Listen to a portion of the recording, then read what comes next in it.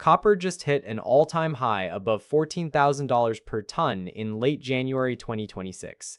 That's not a round number someone picked for a headline.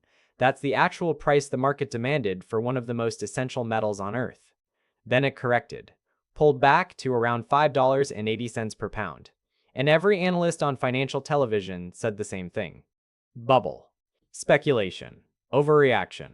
Except Bloomberg NEF just released a warning that a structural deficit in the global copper market could begin as early as 2026, not 2030, not some distant theoretical future. This year. Now add Trump's proposed Section 232 tariffs on copper. Add China's stranglehold on global copper refining. Add the fact that a single AI data center requires thousands of tons of this metal. And suddenly, that $14,000 peak doesn't look like a bubble at all. It looks like price discovery. The question isn't why copper spiked. The question is why it corrected, and what happens when the world realizes it shouldn't have. My name is Alex, and I've spent the last decade tracking commodity cycles, supply chain bottlenecks, and central bank policy so you don't have to. If you want to understand what's actually happening in the markets before the mainstream catches up, make sure to hit that subscribe button and give this video a thumbs up if it helps you see the picture more clearly. Before we dive in, I want to know, are you holding any copper exposure right now? Mining stocks, ETFs, physical, anything? Drop it in the comments because I'm genuinely curious where this audience stands on this trade. Here's what I'm going to lay out for you today.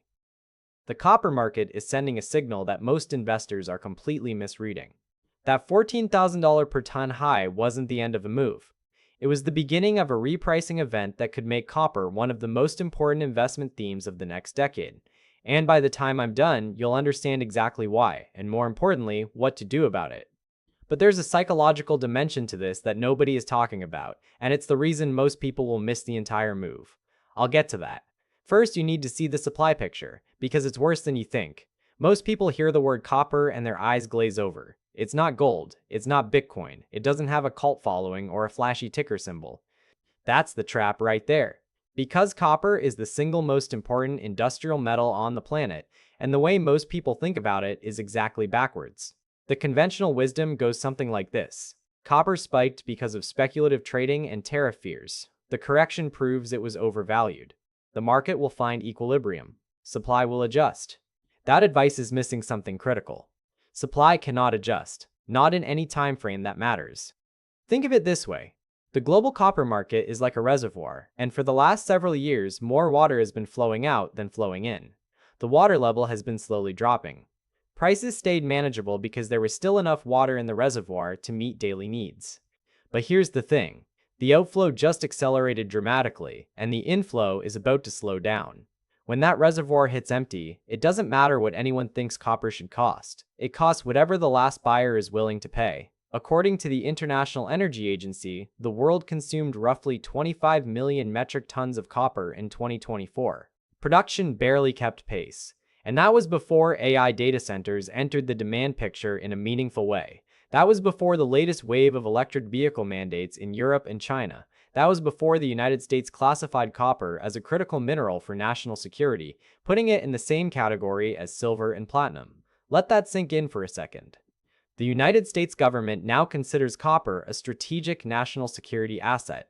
When governments start using words like that, they're not making casual observations, they're preparing for scarcity.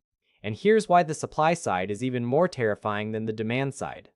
A major new copper mine takes 10 to 15 years from discovery to production. That's not a bureaucratic delay you can fix with political willpower.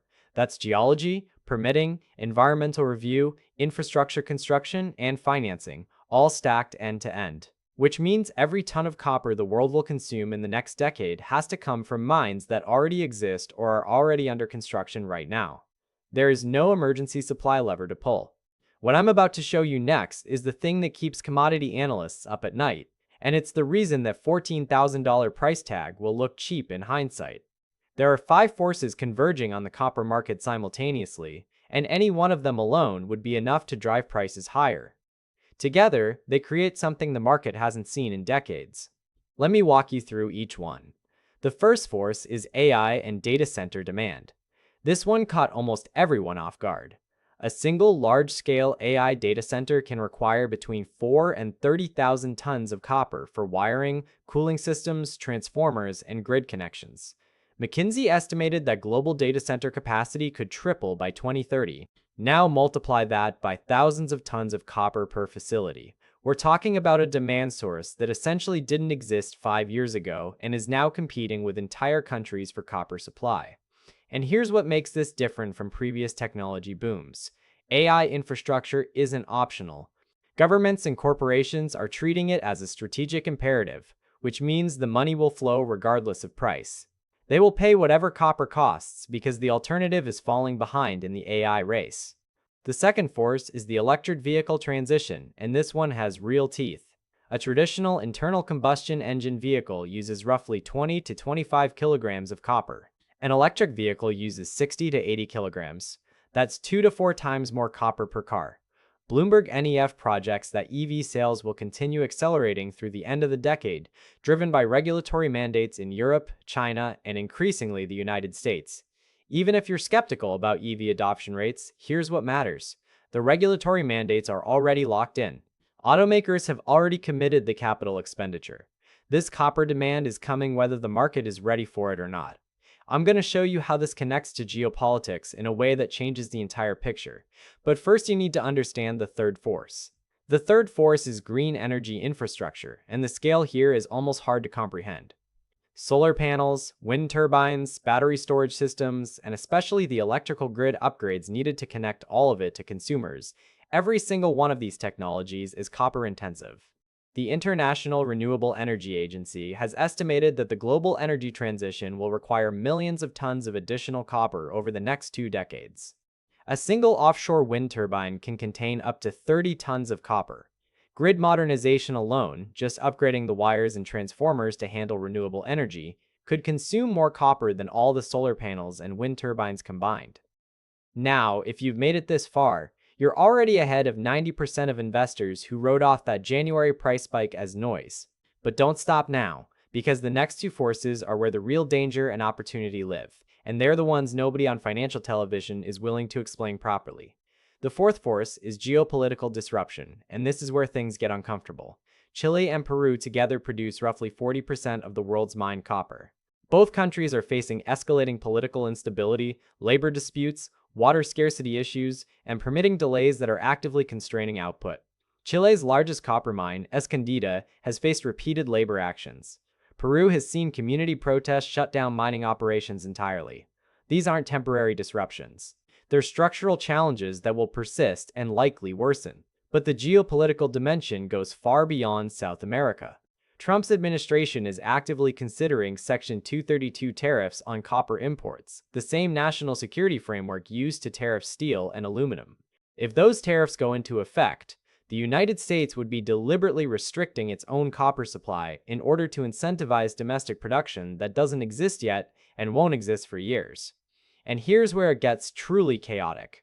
Mercuria, one of the world's largest commodity trading firms, withdrew roughly 1/3 of the available copper inventory from the London Metal Exchange earlier this year amid tariff uncertainty.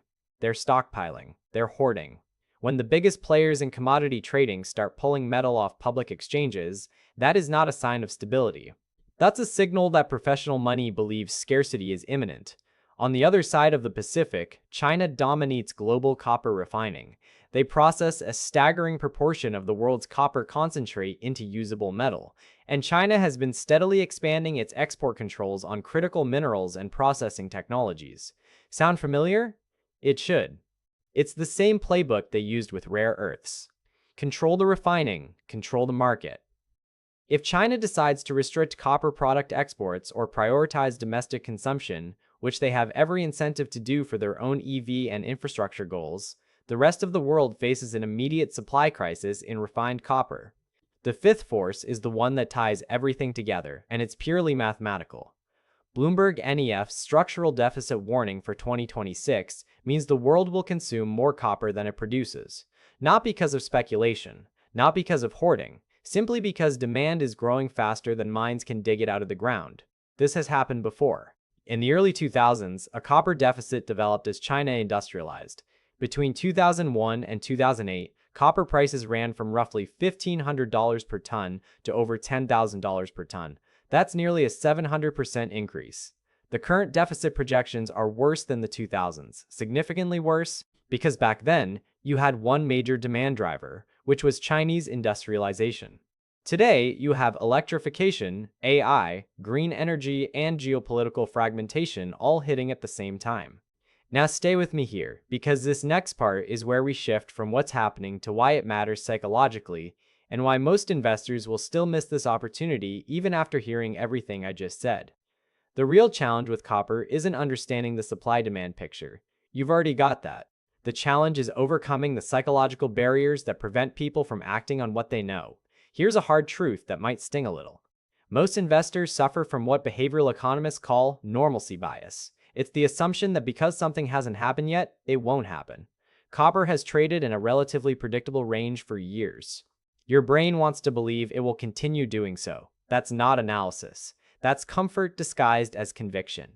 There's a second bias at work here, and it's even more powerful. Recency bias. Copper corrected from its January high. Most people see a correction and think the move is over. They anchor to the most recent price action and assume the trend will continue downward. But here's the thing. During the 2000s copper supercycle, there were multiple corrections of 20 to 30% along the way. Every single one looked like the top. Every single one was a buying opportunity. The people who sold during those corrections missed the bulk of the move. Jeff Curry, formerly of Goldman Sachs and one of the most respected commodity strategists in the world, has been warning about a copper supercycle since 2021. His thesis hasn't changed because the fundamentals haven't changed. If anything, they've gotten more extreme. And when you see a strategist who's been right about commodities for 2 decades banging the same drum for 5 years straight, you should probably listen. The third psychological trap is what I call the glamour dap. Copper isn't exciting. It doesn't trend on social media. Nobody's making TikTok videos about copper futures. And because of that, most retail investors completely ignore it while chasing whatever's trending that week. Meanwhile, sovereign wealth funds, commodity traders, and industrial giants are quietly accumulating positions because they've done the math. They don't need copper to be exciting, they just need the numbers to work. And the numbers work. Now let me tie all of this together, because when you see how these pieces connect, everything changes. You've got a metal that the world literally cannot function without.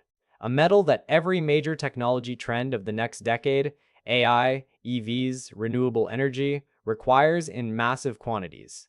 A metal whose supply cannot grow fast enough because of geological and political constraints. A metal that the United States government now classifies as a critical national security asset. A metal that China controls the refining of.